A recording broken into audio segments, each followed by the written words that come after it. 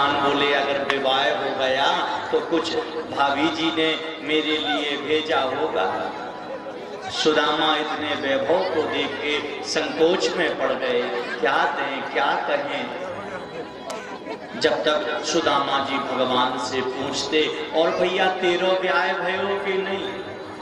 भगवान बोले हाँ मित्र मेरो भी विवाह हो गयो। तो सुदामा ने कई निमंत्रण न दियो मित्र तूने। भगवान बोले भैया लगनी ना छपी तो न्यो तो पासे देवे, ना पत्रा देखो ना मुहूर्त कड़ो ना मड़वा ना मायनो ना कचू, सीधी पैदा भई थी भैया। अब पैदा में थी ये बोला उसे। सुदामा और कृष्ण में बात विनोद होता है, गुरुकुल की बातें याद आती हैं, दोनों मंद मंद मुस्कुराते हैं, अपने बालापन का स्मरण करते हैं।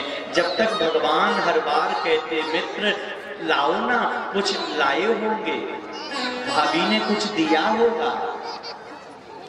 सुदामा हर बार मना करते, भगवान जान जाते भक्त के वश में है भगवान।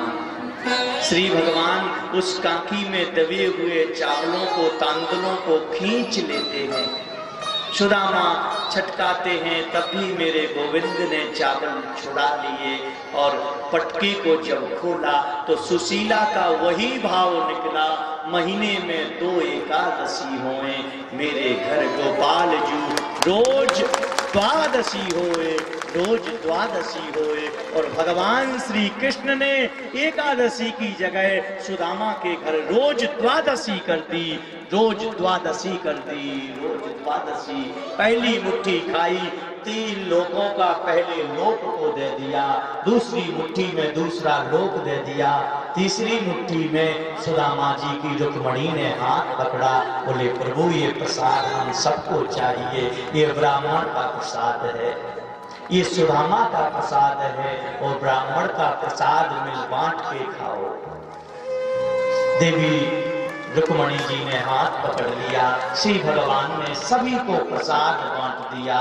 जगन्नाथ के भात को जगत पसारे, हाँ बोलो जगन्नाथ की जय हो, जगन्नाथ की जय हो।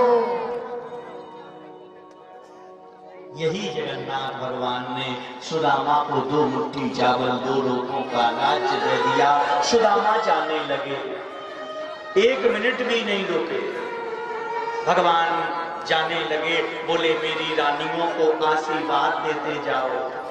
रुक्मणी जी आई, मैं कृष्ण पत्नी रुक्मणी आपको प्रणाम करती हूँ। सुदामा जी कहते सौभाग्यवती, मैं सत्यभामा प्रणाम करती चिरंजीव, मैं जामवंती नागा लक्ष्मणा भद्रा सुवर्णा 8 रानी आ गई। कन्हैया जी की साइड सुदामा जी देखे, बोले प्रभु जी चल पा रहा है 8 कन्हैया बोले अभी 8 नहीं है, जाने कितनी 8 है। सुदामा जी ने सोचा और आशीर्वाद दे, 100 रानी प्रणाम करते करते चली गई। सुदामा हट्टे कट्टे तो थे नहीं, कमजोर थे, हाथ दुखने लगा। बोले कन्हैया इधर आइयो। कन्हैया बोले क्या बात है। सुदामा जी बोले ने कान करो, मैं कान में कहूंगो। सुदामा ने कान में कही, लाला ये सब अपनी है कि मोहल्ला पड़ोस की बुला राखी है। भगवान बोले तुम तो आशीर्वाद दो। सुदामा फिर आशीर्वाद देने लगे, चिरंजीवी पुत्रवती चिरंजीवी पुत्रवती चिरंजीवी पुत्रवती चिरंजीवी।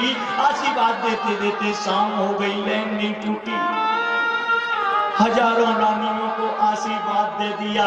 सुदामा जी भगवान से फिर बोले, लाला कन्हैया इधर आइयो। क्या बात है, कान में कहूंगो। सुदामा के पास में श्री भगवान ने कान कियो। सुदामा जी बोले, लाला सब अपनी है ना, पक्की वाली। भगवान बोले सब अपनी है। सुदामा जी बोले तो गोविंद फिर पूरी कितनी है। श्री भगवान बोले 16,108 हैं, अभी तो 1000 ही हुई हैं। सुदामा ने सोचा हो गया मेरा काम, जब तक मेरी सुशीला का तो राम नाम हो जाएगा। श्री सुदामा कहते भगवान से, बोले ठाकुर जी मैं सबको आशीर्वाद नहीं दे पाऊंगा, तुम एक काम करो, तुम प्रणाम कर लो, मैं तुम्हें आशीर्वाद देता हूं। मानो सब रानियों को आशीर्वाद मिल गया।